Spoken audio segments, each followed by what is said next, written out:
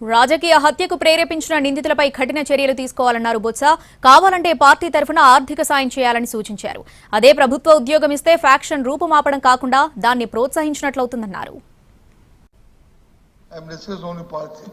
ఇవాళ ఈ క్షణంలో ఫ్యాక్షన్ రాజకీయాలు మాపాలంటే ఎవరైతే వారికి కానీ నష్టం జరిగిందో ప్రాణాలు కోల్పోయారో, ఎవరైతే దానికి ప్రేరేపణ చేస్తారో వాళ్ళ మీద కఠిన చర్యలు లా ప్రకారం తీసుకోండి అధ్యక్ష.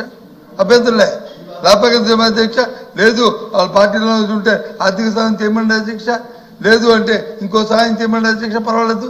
కానీ ప్రభుత్వ ఉద్యోగం ఇస్తే అది ఫ్యాక్షన్ రూపుమాపడానికి వెళ్ళకవుద్ది అధ్యక్ష, ఫ్యాక్షన్ ప్రోత్సహించడానికి అవుద్ది. ఇది ఫ్యాక్షన్ రూపుమాపడానికి అవుద్దా అధ్యక్ష? ఇది ఫ్యాక్షన్ రూపంగా అవుతుందో చెప్పండి అధ్యక్ష. ఫ్యాక్షన్ని ప్రోత్సహించడానికి అవుతుంది.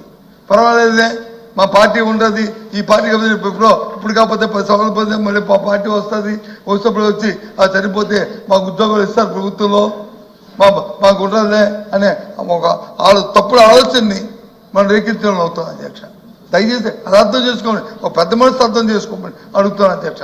ప్రభుత్వం అంటే కష్టపడిన అధ్యక్ష, మనం ప్రభుత్వం అంటే ప్రజల తరఫున కష్టపడి ఇలాంటి నిర్ణయానికి ఉద్యోగాలు ఇస్తారంటే అది ఎక్కడ భావ్యం అధ్యక్ష?